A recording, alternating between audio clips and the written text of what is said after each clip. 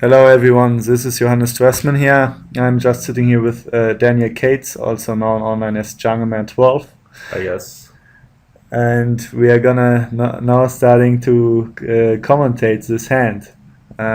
It was a hand which has been posted by a user, and let's get right into the action. So actually, we are sitting at under the gun, and we decide to raise it up there with pocket threes. Um, it's it's fine if the table is pretty passive and you're not getting three bet too often, Yeah.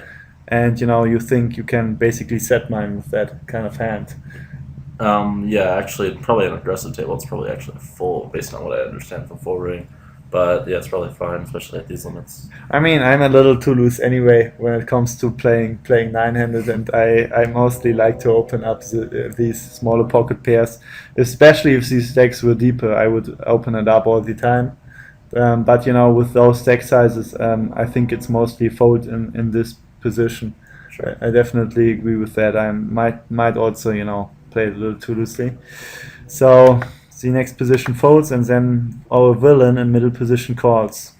Um, Everyone else passes, and we see a nice flop, a 10-6-5 rainbow flop, and we decide to c-bet, and now villain decides to call. Turn then comes a 5. Your thoughts basically on the c-bet on the flop? I actually think, I'm not certain if this is a good c-bet or not, just because the opponent's range is clearly going to be very strong here, unless he's a very loose passive fish. There's a lot of hands that he probably doesn't really fold on the flop, and he may not even fold with ace highs, like ace queen, ace jack, etc. That being said, it's not a board that hits his range super hard, so c-bet's like maybe okay. That and another reason why I may not c-bet is because we have like quite a trashy hand on this flop. We have very little equity versus pretty much his entire range. So I think, especially against a looser opponent, I would say that check folding is a better line of threes, but c-bet's probably all right. Yeah, I agree with those thoughts too. I think against an opponent who I expect to be having a wide range of calling there in middle position, but then who's gonna play pretty transparently on the flop. So either he's gonna raise me with his strong hands, or he's gonna fold if he doesn't hit the board. Yeah. I would choose to see that again. But in this case, I think it's pretty close whether to see bet or not. I kind of agree also that our hand doesn't have a lot of value to improve on further streets. Yeah. So that would be another argument. I would prefer a lot more to see bet here with like a king queen, where I can shoot I agree, any yeah. jack comfortably and any ace. Yeah. But with this hand, I actually kind of like a check fold against a lot of opponents too. So on the turn, Hero decides to bet $10 again in a 15-5 pot.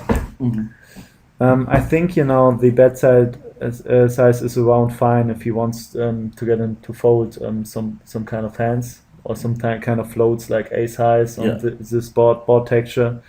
But in my opinion, it wouldn't be a card that I would mostly choose to bluff again, because the board doesn't really change tremendously. Also, we cannot represent the 5 that well, because we are mostly not going to be opening any 5 that is in our under the gun range. Secondly, villain, if he calls a c-bet on this board texture, mostly should have a hand. And it's not a turn card that mostly has a lot of folding equity. I generally agree with Johannes said. One thing is that it's not necessarily bad to bluff on a card that doesn't change the board texture. Just you have to be in mind, keep in mind what exactly the other guy's range is composed of. Here, he's probably not going to have a whole lot of total floats except for like ace queen, etc. He's probably not going to fold with king queen so much, etc. And is not necessarily going to call a flop with ace queen. So hands he may fold on the turn to like 7s, 8s, 9s, etc. But everything else he's going to continue with. He can have some draws that he doesn't fold, etc. And also some combos of those floats turn it back to a flush draw. So I don't think that the turn bet really works that much. It may be okay, but again, it's like probably okay at best, and At worst, it's clearly minus EV. So I'm not a huge fan of the turn bet. I think that sums it up pretty well. So, but hero bets again and villain calls, and then on the river we see a queen. Your thoughts about the queen? Doesn't really change that much. Um, it actually probably helps the villain's range a little bit. Yeah, it doesn't really change that much basically, unless the villain had like some float with backdoor flush drawn and queens or queen 10 suited or something like that.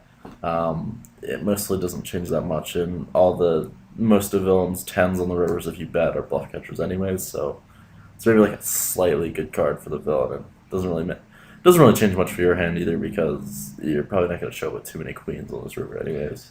I It's like kind of a neutral card. I agree. Which cards on the river would actually be cards which you think would be the best ones to three barrel bluff? Um, I think I would say total bricks or pretty much every card in the deck here. Maybe more like a 7 or 8 or 9, just because like some draws get there and it's a little bit harder for the villain to hero call. And those cards don't really help villain's range. Most cards are pretty much bricks, I'd say, except for like a 5, which obviously you don't really want to bluff. Yeah, basically, no card is really that great. An ace, maybe, if the villain's the type of guy who will think you have an ace a lot there, or just doesn't think that you're going to bluff on an ace card because he doesn't think you're going to represent anything. An ace might be a good card. Aces, kings, etc. Or like I mean, a queen's like okay. Those might be the cards that you're looking for, but all the cards, there's not a whole lot of difference between all of them. Yeah, I agree. I think the best card in this scenario might be the ace and diamonds, which we could continue bluffing on because Sure. basically the backdoor flush draw hits there, so it's some part of our range, and mostly villain shouldn't have the flush, and also some people expect you to be like two or three barreling more often with an ace queen or an ace king, than like let's say with a king queen that is gonna hit to get there on this certain river. Yeah, I mean, I guess you can rep like over cards on cards like that more, and again, they're like kind of neutral for the other guy's range. Um, Diamonds are okay. I mean, one issue with that is the other guy will have the flush himself.